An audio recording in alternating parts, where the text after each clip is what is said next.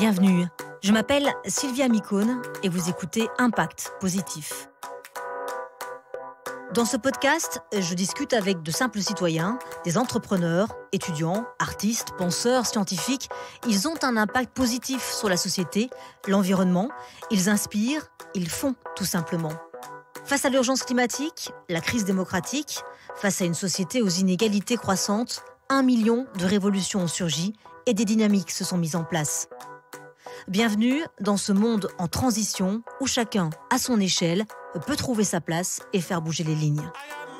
Ces femmes, ces hommes, je les rencontre depuis des années. Je veux savoir qui ils sont, pourquoi ont-ils lancé leur projet, comment ont-ils eu l'idée, quelles sont les solutions qu'ils proposent et pour quels impacts.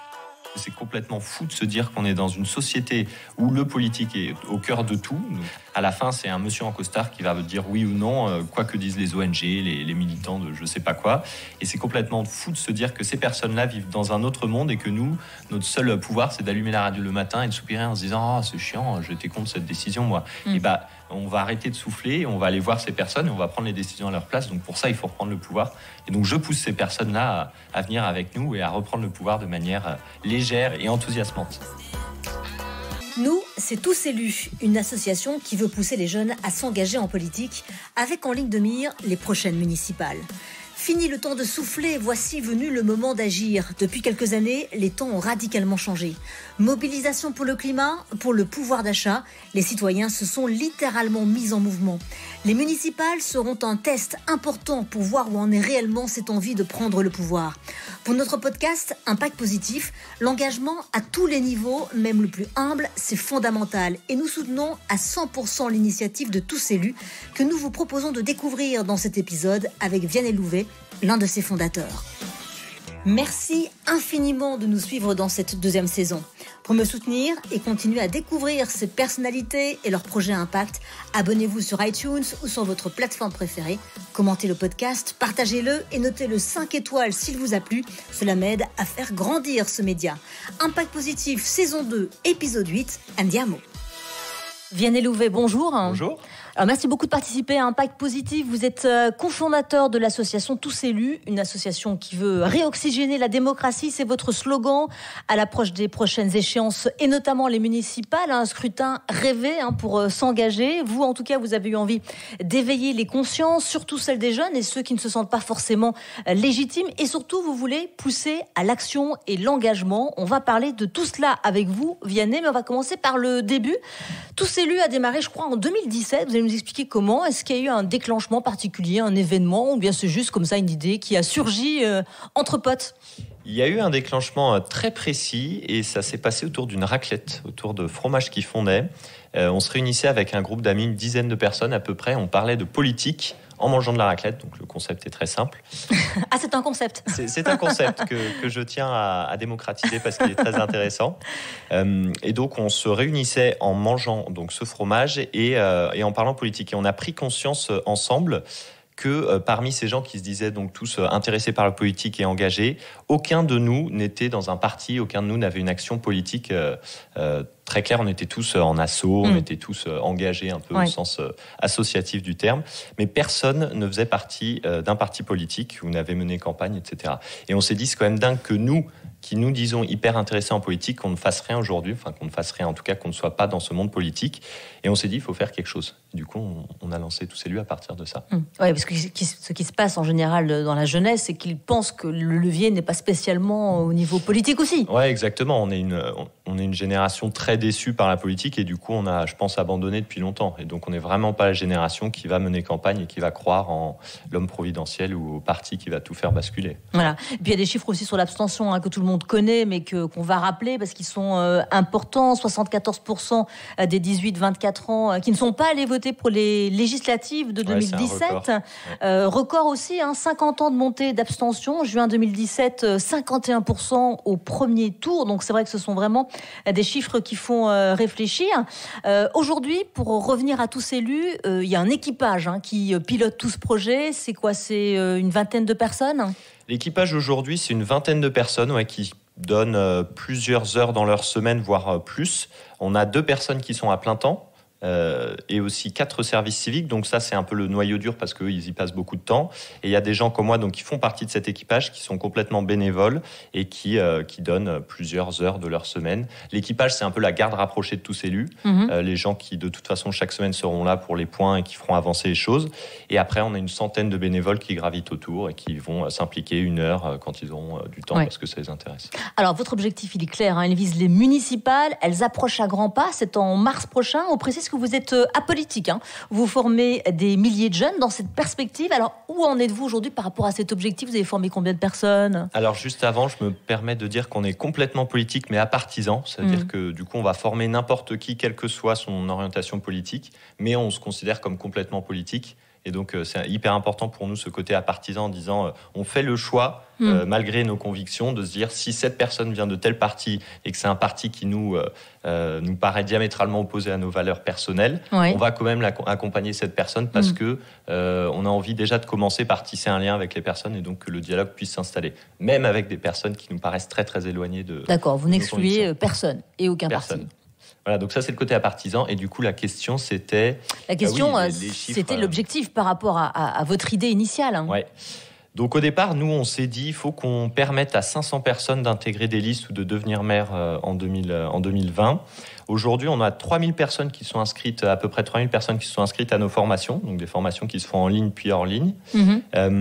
Et aujourd'hui, je pense qu'on peut dire qu'on est en train, c'est assez compliqué à évaluer, mais qu'on est en train d'accompagner 300 personnes qui sont engagées. Donc ça veut dire 300 personnes qui sont ou tête de liste ou dans une liste municipale. Et ces 300 personnes, donc c'est tous élus, c'est vous qui les avez fait. Ouais, après elles arrivent et elles intègrent un parti. Enfin, elles n'ont pas l'étiquette tous élus. Non, il n'y a pas d'étiquette tous élus. D'accord. Ok. Donc 300 personnes qui vont potentiellement intégrer des listes ou qui vont représenter, même qui vont être tête de liste pour les prochaines municipales. Vous avez d'ailleurs lancé une campagne. Pourquoi pas toi ? Et ça, c'est simple, on s'inscrit en un clic et on démarre. Exactement, on s'inscrit en un clic, on l'a lancé en septembre dernier, là on est en train de la relancer, donc c'est www.pourquoi-pas-toi.fr pour la petite page de pub. Et en gros, c'est très simple, il suffit de cliquer, de s'inscrire et on reçoit du contenu tous les jours. Donc il y a toute une partie qui est très didactique, on va recevoir un peu des infos sur le fonctionnement d'une mairie, parce qu'en fait c'est pas si simple, il y a des questions que tout le monde se pose. Est-ce que je peux être maire et avoir un boulot en même temps ? Qu'est-ce que ça veut dire au quotidien en fait être maire ? Comment on s'organise dans l'équipe municipale ? Donc il y a toute une partie un peu d'informations comme ça. Il y a une partie de vidéos avec des formats très jeunes, des formats YouTube, donc où on explique en fait ce que ça veut dire de communiquer quand on fait campagne, de rejoindre un parti si on veut rejoindre un parti qui a les mêmes valeurs que les siennes, etc.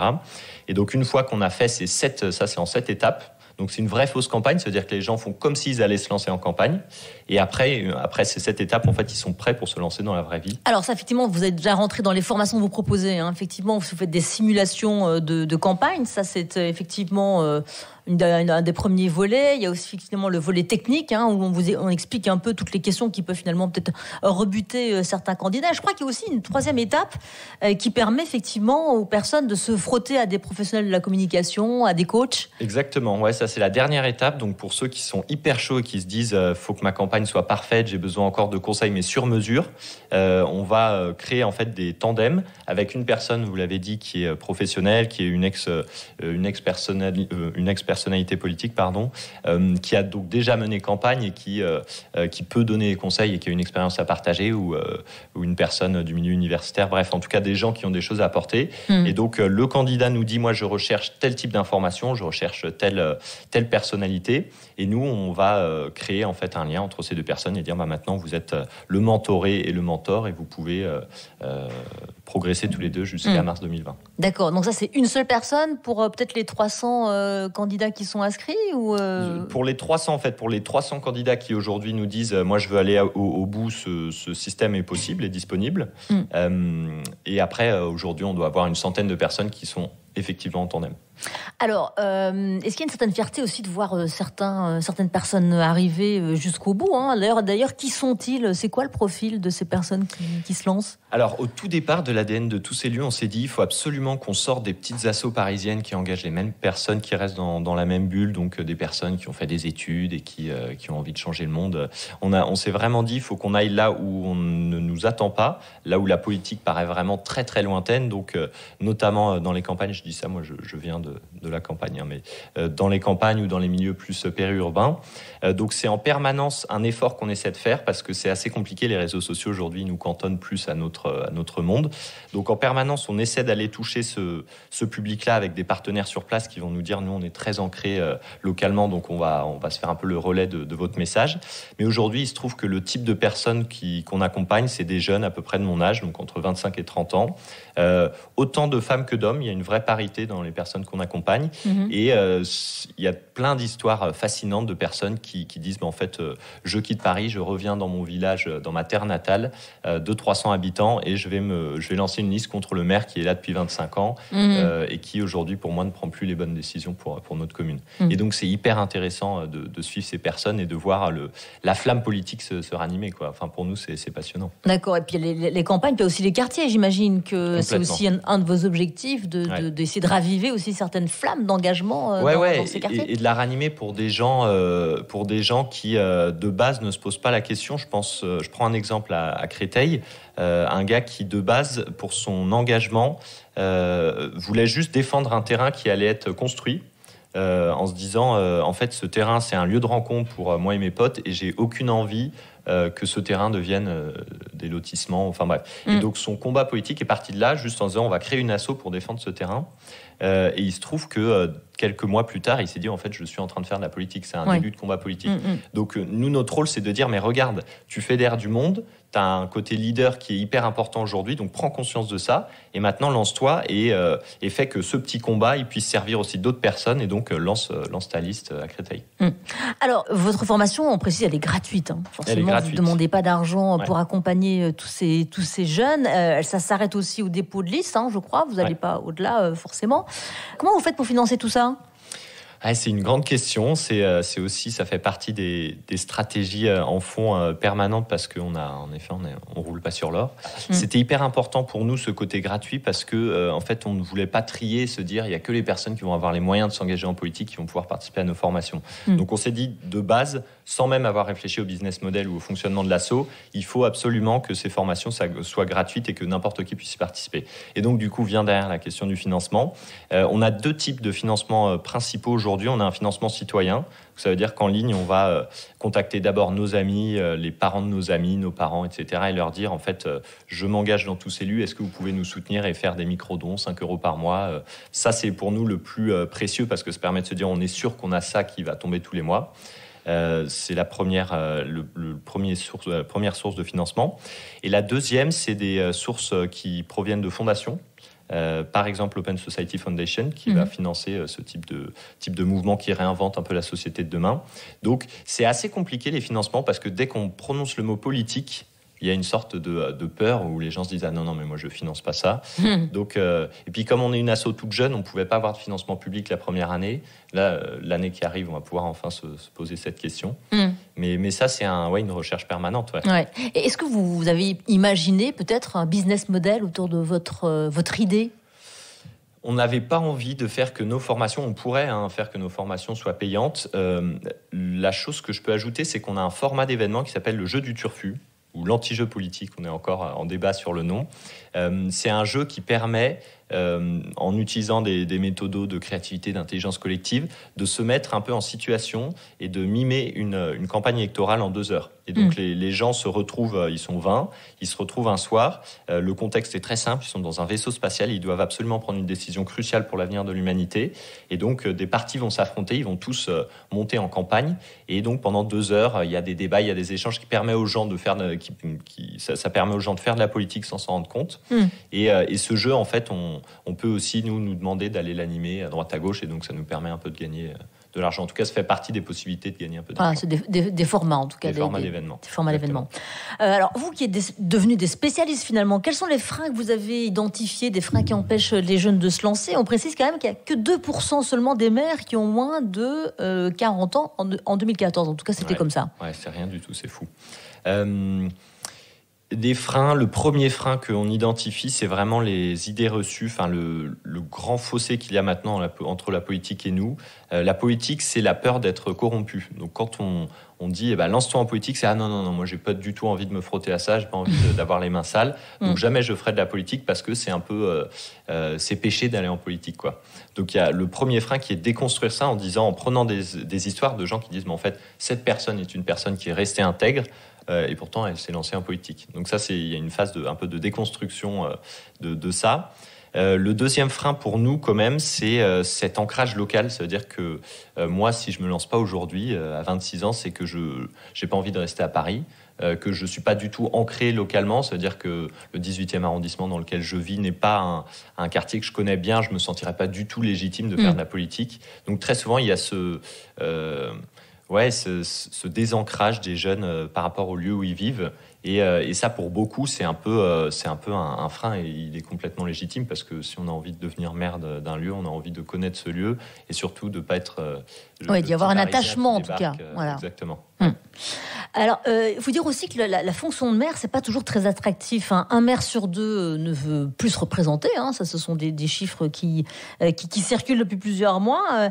C'est ingrat, c'est sous-payé, c'est précaire. C'est en plus exposé à de la violence aujourd'hui. C'est vrai que certains maires, c'est pour ça qu'ils veulent quitter leur poste. C'est devenu vraiment très difficile. Qu'est-ce que vous faites pour redorer un peu la fonction auprès des jeunes ? Ouais, en fait, la question appelle une réflexion politique globale. En France, on a beaucoup quand même le fonctionnement de la personne qui va nous sauver. Donc, une personne qui porte un peu tout sur ses épaules. Et c'est vrai un peu à tous les échelons, jusqu'à l'échelon de l'État, l'échelon présidentiel.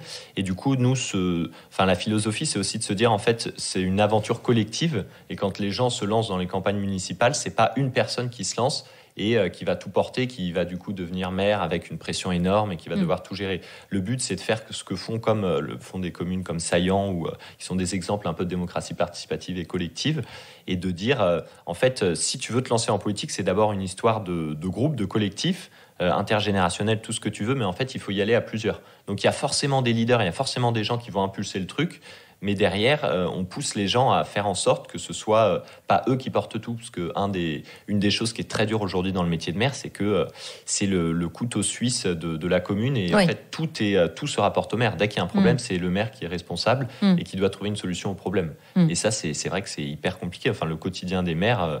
et ça, c'est d'autant plus vrai quand on va, effectivement, quand on s'éloigne des villes. Ouais, complètement. Ouais, parce que en plus, nous, on a un format de petites vidéos très courtes qui s'appelle l'élu de ton cœur, et où les maires en fait racontent un peu leur quotidien. Il y a un autre format qui est pas du tout de tous élus, qui s'appelle Vie de maire, et qui raconte en fait ses quotidiens. Et c'est vrai que c'est s'immerger dans ce quotidien et se dire en fait les journées ressemblent à ça, de 7h à 22h, c'est en permanence des coups de fil où les gens en fait les citoyens sont très en demande mais très passifs par rapport au rôle du maire, quoi. C'est le maire agit, puis moi et du coup c'est vrai que c'est hyper j'ai beaucoup de respect pour la fonction de maire, mais je me dis qu'aujourd'hui il faut aussi, en mettant du sang neuf, que le système bouge un peu. Donc ça, c'est un peu le pari de tous ces élus, c'est de se dire, si on réoxygène, si on met des petits jeunes dans ces fonctions-là aujourd'hui, forcément ça va bouger, forcément la manière de travailler va changer. Alors, on est jeune jusqu'à quel âge chez Tous Élus ? On est jeune jusqu'à 77 ans. Non, on a quand même beaucoup de gens qui ont en dessous de 40 ans qui participent à nos formations, mais les formations sont bien sûr ouvertes à tout le monde. C'est plus jeune dans l'âge politique. En fait, on a envie de pousser des gens qui n'ont jamais fait de politique à s'engager. Donc, des personnes... Il y a, je ne me rappelle plus de son prénom, mais il y a une femme qui a inscrit son mari en politique en disant il faut absolument qu'il devienne maire, donc je l'inscris. Il n'est pas tout jeune, mais il n'a jamais fait de politique, et donc pour nous c'est un petit jeune. Et donc il est accepté politique. Quand même, d'accord. Il est accepté. Alors on a parlé des objectifs de formation. Combien souhaiteriez-vous finalement qu'il y ait de maires passés par Tous Élus, si vous pouviez rêver et avoir un autre chiffre à nous donner ? 25 000, tous les maires. Non, notre rêve, c'était...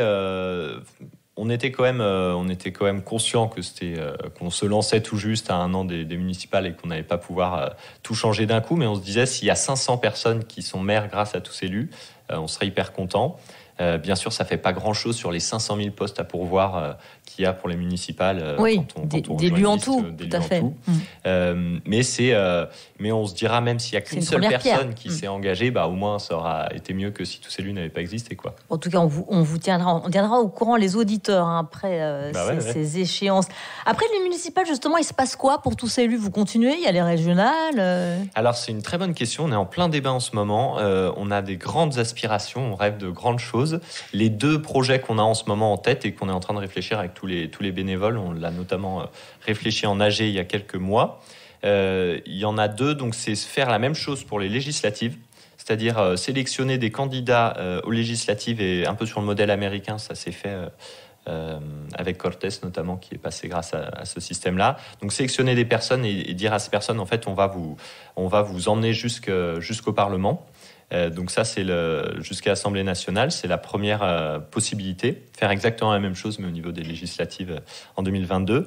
Et l'autre possibilité qui, moi, me tient à cœur, c'est de créer des formats de réécriture de la Constitution.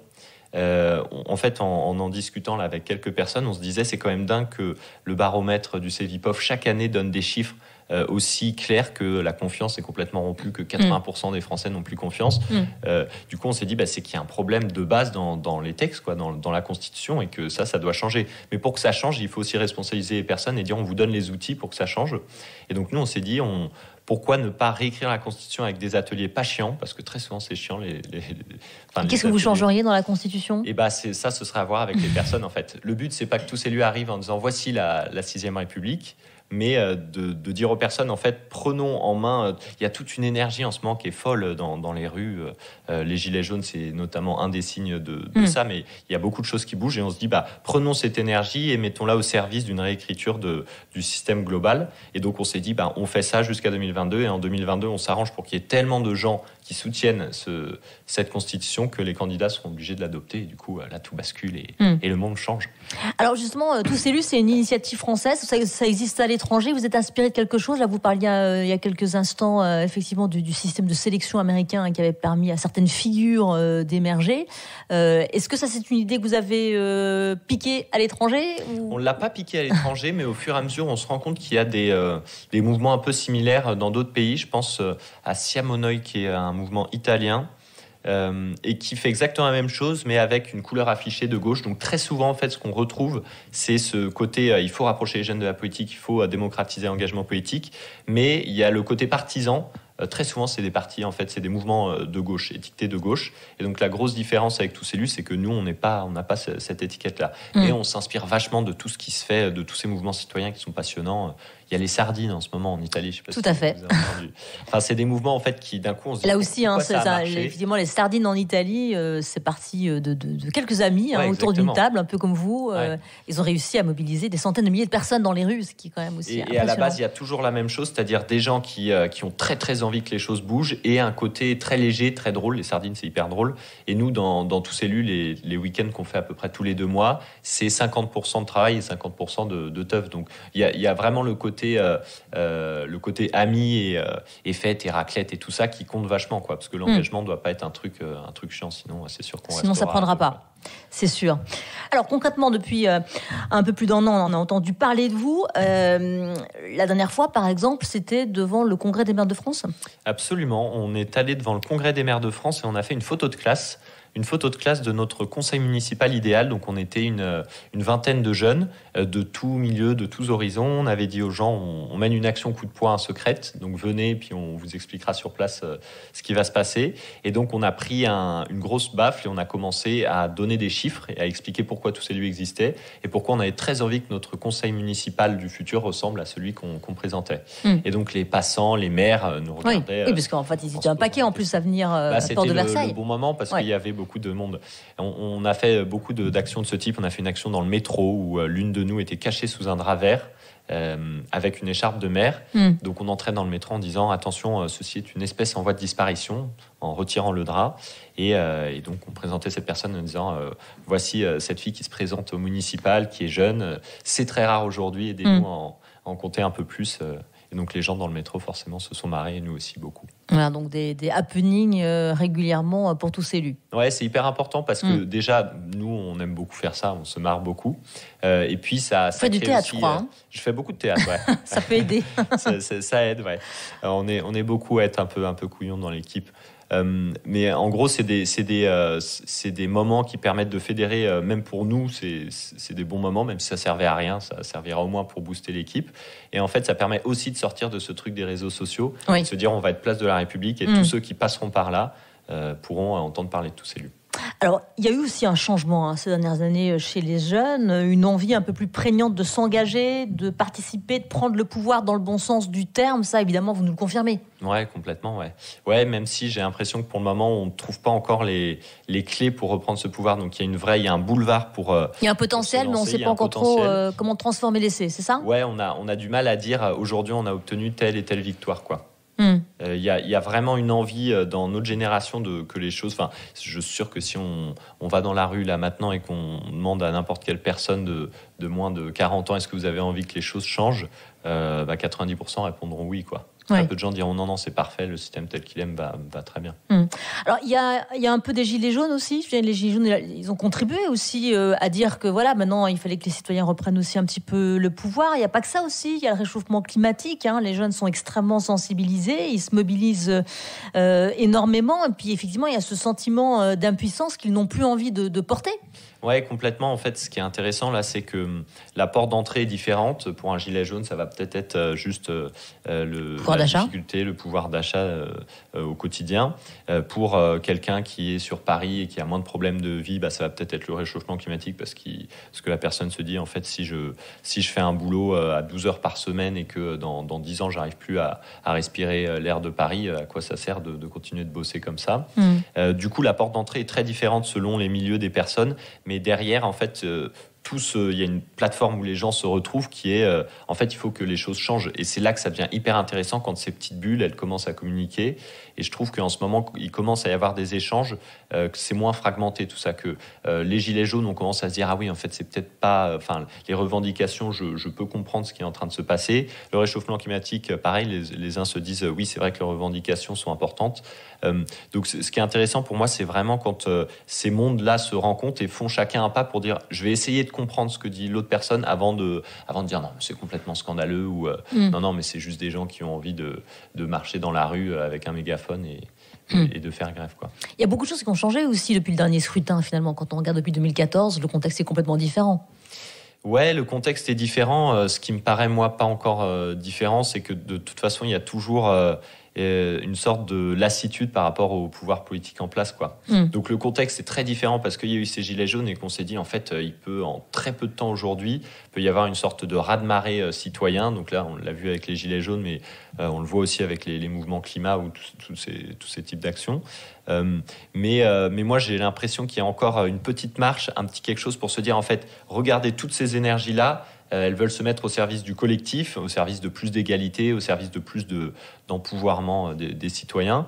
Et du coup, comment on fait pour que tout ça prenne corps et que ce soit pas chacun dans son petit groupe. Moi, c'est tous élus, j'ai envie que mon étiquette tous élus soit devant, que ce soit mon organisation qui porte le truc, qu'on sorte un peu de cette logique individuelle et qu'on se dise, en fait, c'est un combat collectif. Donc, de toute façon, on a tous envie de faire la même chose, donc allons-y, quoi. C'est pour ça que tous nos outils sont complètement partagés et disponibles à n'importe qui, parce qu'on a juste envie que les gens s'en emparent. Que ce soit avec l'étiquette tous élus ou pas, quoi. Alors Vianney, vous parliez tout à l'heure d'AOC, qui est un personnage effectivement très connu aux États-Unis, qui a émergé, qui fait beaucoup de bruit sur les réseaux sociaux. Vous disiez qu'elle avait été repérée finalement par un système de sélection un peu particulier. Est-ce que vous pouvez nous expliquer en quoi ça consistait ? Ouais, pour ça, je conseille le documentaire qui s'appelle Knock Down the House et qui est hyper intéressant, qui raconte tout son parcours. En gros, le Parti démocrate s'est dit, il faut qu'on renouvelle un peu il faut qu'on renouvelle nos représentants et donc on va aller choisir des personnes qui sont très loin en recevant des candidatures un peu de n'importe qui. Enfin, quand je dis n'importe qui, c'est vraiment des gens lambda. Et AOC faisait partie de ces personnes qui ont candidaté. Elle était serveuse à l'époque. Et en gros, ils ont donc recueilli ces candidatures, ils les ont sélectionnées en se disant elle a du potentiel, il faut qu'on l'emmène jusqu'au Parlement. Et du coup, elle s'est fait former, donc c'est de la prise de parole en public, c'est qu'est-ce que ça veut dire faire un débat politique réussi, etc. Et donc, ils sont coachés jusqu'au bout dans leur campagne pour aller détrôner des personnes. C'est fou parce que c'est des personnes qui sont là depuis 20, 30 ans, qui sont des emblèmes du Parti démocrate. Et une petite jeune comme ça arrive et en fait, parce qu'elle est beaucoup plus représentative, elle bouscule tout, elle est plus représentative et du coup, elle permet aux gens de se dire en fait, cette fille, c'est ma voisine. Enfin, ça peut être moi. Ça peut être moi. Donc, clairement, elle me parle beaucoup plus que le vieux à côté qui est là depuis 20 ans et que je vois jamais parce qu'il passe son temps à New York dans des dîners de gala, quoi. Et ça, c'est vrai qu'ici, finalement, en France, ça n'existe pas, ce genre de Eh ben non, ça n'existe pas. C'est pour ça que tous élus pourraient devenir ça après les municipales. Ça n'existe pas. Et en fait, c'est un exemple génial de parcours d'une fille qui est serveuse et qui arrive et qui aujourd'hui est vachement suivie parce que quand elle parle, enfin, on comprend ce qu'elle dit, quoi. Ouais, et on l'écoute. Il y a de la sincérité, et on l'écoute, ouais. Et du coup, il faut que ça aussi, ça puisse avoir lieu. Ça a déjà lieu en France. Hein. Il y a déjà des gens qui s'engagent en politique à un niveau moindre de couverture. Oui, mais donc médiatique. c'est un peu moins formel. Les États-Unis, ils sont forts pour ça, les Américains, pour lancer effectivement des procédures. Complètement. Et puis ils mettent aussi l'enrobage et du coup, typiquement, ce type de documentaire fait complètement rêver, quoi. Mais c'est important aussi l'enrobage pour faire rêver et pour se dire, mais en fait, ça aussi, ce serait possible chez nous, quoi. Alors, je parlais de ce qui avait changé aussi depuis 5 ans. C'est aussi la montée des civic tech. Ça, c'est aussi extrêmement important. Toutes ces startups qui veulent aussi rebooster la démocratie, qui sont parfois des outils au service des citoyens ou du maire. Ça a aussi changé la donne. Ça a fait que la démocratie, elle est devenue aussi plus accessible. Ouais, complètement. Il y a plein d'orgas et d'ailleurs on bosse beaucoup avec elles qui aujourd'hui font des choses super. Vox.org qui permet de démocratiser un peu l'actualité politique. Les programmes. Les programmes. Le Dranche qui est un journal papier qui va du coup dans les lycées, dans les universités pour essayer de se faire un peu son opinion avec toujours des pour et des contre sur les questions d'actualité. Je donne ces 2 exemples, mais en gros tout ça c'est des outils ultra efficaces pour que les jeunes se réapproprient un peu cette actualité. Parce que c'est ça en fait qui manque, c'est d'avoir les outils d'agir et de comprendre ce qui se passe aujourd'hui, parce que c'est facile de dire non mais engagez-vous en politique, mais si on n'a pas les outils et que les gens ne savent pas trop par où commencer, c'est vraiment pour moi le rôle des civic tech. Après, le bémol que je mets, c'est que c'est encore des organisations créées par des gens qui ont fait des études et qui sont dans le centre des villes, et donc ça concerne pour le moment un petit monde, et il faut que ces outils-là puissent aussi sortir et aller ailleurs que juste dans le petit public. Voilà, puis mais il y a des startups, je pense notamment à Flucity, qui a permis à des petites villes aussi de s'organiser, et aussi effectivement pendant le grand débat des Gilets jaunes de faire remonter aussi certaines doléances. C'était grâce aussi à certaines de ces civic tech, donc elles ont aussi joué un rôle récemment. Ouais, complètement. Et ça c'est hyper grisant de se dire que ces petits outils-là peuvent faire en sorte que toute l'énergie et toutes les revendications qui sont un peu partout en France, elles puissent être utiles et converger vers un changement un peu du système en profondeur. Alors, est-ce que les personnalités politiques en place, elles sont conscientes de ça, de cette envie de la jeunesse, et aussi du fait que le vote de la jeunesse peut changer parfois les choses dans certains endroits, en tout cas? Je pense qu'elles en sont complètement conscientes. Je suis assez optimiste. Donc non, je pense qu'elles sont conscientes. Elles voient bien qu'il y a un mouvement de la jeunesse qui est fort. En revanche, en fait, moi, je dis jamais que les politiciens sont des pourris et que nous, on est les gentils, en gros. Parce qu'on a tous en nous un peu le côté politicien tel qu'on l'appelle aujourd'hui, l'envie de se mettre en avant et tout ça, c'est normal. Mais j'ai l'impression qu'aujourd'hui, notre système fait que de toute façon, quand on intègre le monde politique, il y a une sorte de piédestal sur lequel on est mis qui fait que c'est hyper compliqué de garder les pieds ancrés dans la réalité. C'est hyper compliqué de pas se dire, en fait, je suis député, je suis quelqu'un d'hyper important. Et du coup, je pense que dans le système intrinsèquement, il y a un problème qui fait que les gens perdent le sens des réalités et se retrouvent tout le temps qu'avec des autres décideurs comme eux, qui vivent donc avec un train de vie qui est très différent de celui du Français moyen ou de la Française moyenne. Et du coup, là-dessus, je me dis, ça, faut que ça change, parce que faire de la politique, c'est agir au quotidien, quoi. C'est pas rejoindre un monde complètement déconnecté les politiciens devraient être les premières personnes au courant de ce qui se passe dans la vie de tous les jours de Français et Françaises qui ont du mal à finir les fins de mois, quoi. Donc je pense qu'ils ont conscience de ça, mais que malheureusement le système fait que de toute façon il y a une sorte de barrière qui fait qu'ils ont un peu des œillères et qui ne voient que 2020 pour être élu ou 2022 pour que leur candidat soit président ou présidente.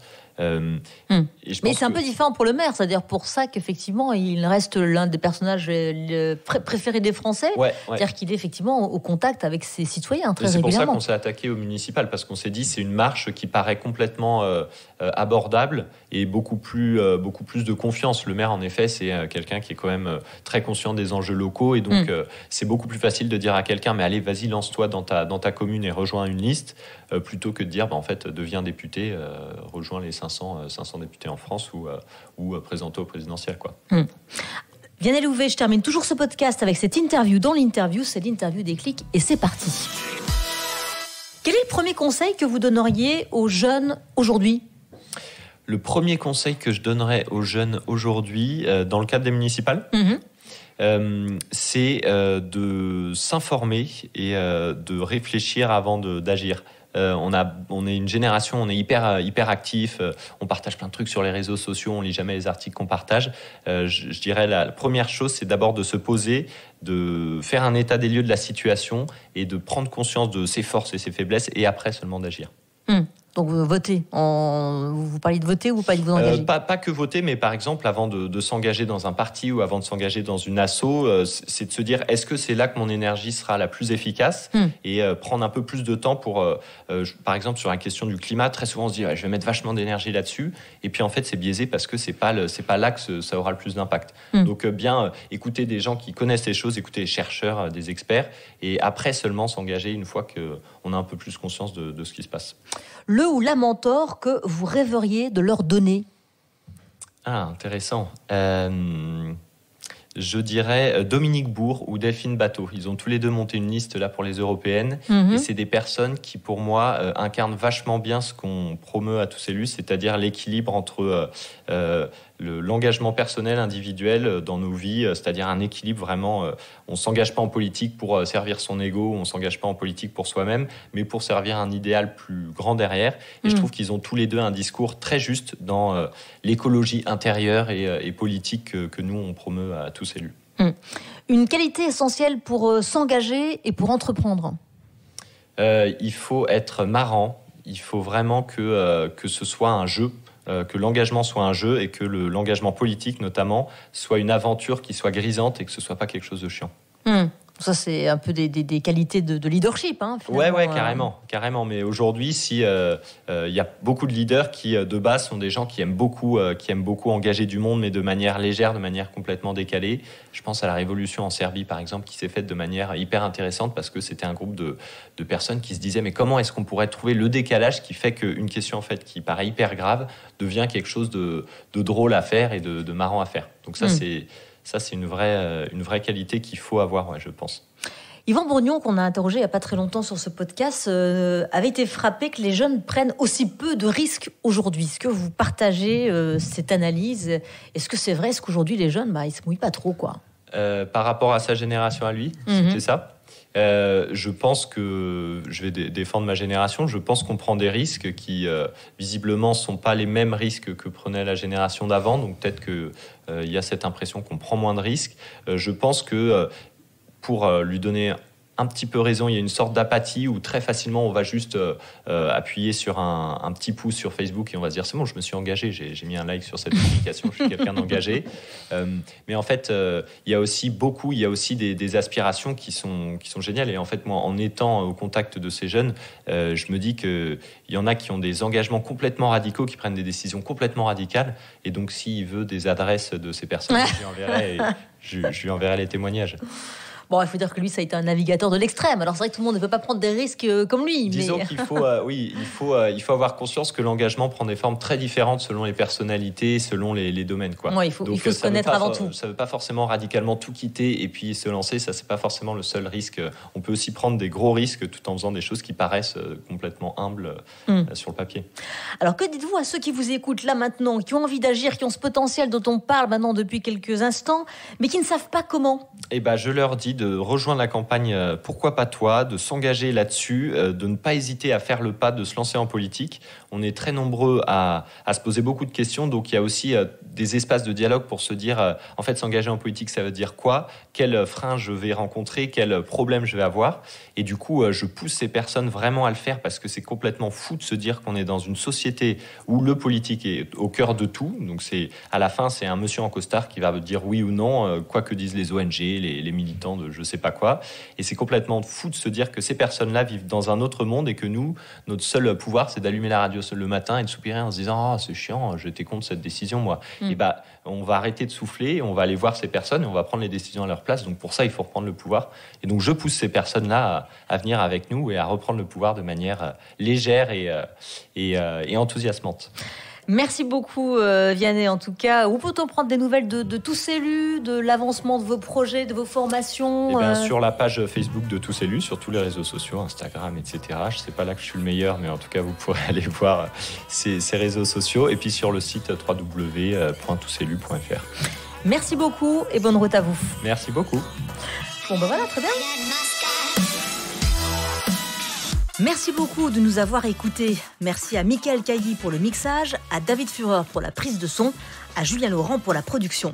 J'attends vos commentaires et si vous avez une suggestion d'invité, n'hésitez pas. N'hésitez pas aussi à vous abonner, à nous noter et à partager cette interview si vous avez passé un moment inspirant, ce que j'espère vivement. Rendez-vous sur Instagram impactpositif.podcast ou sur notre compte Twitter @ipositif au pluriel ou encore sur le mien @Sylvia Amicone pour toutes les infos. À très vite pour un nouvel épisode.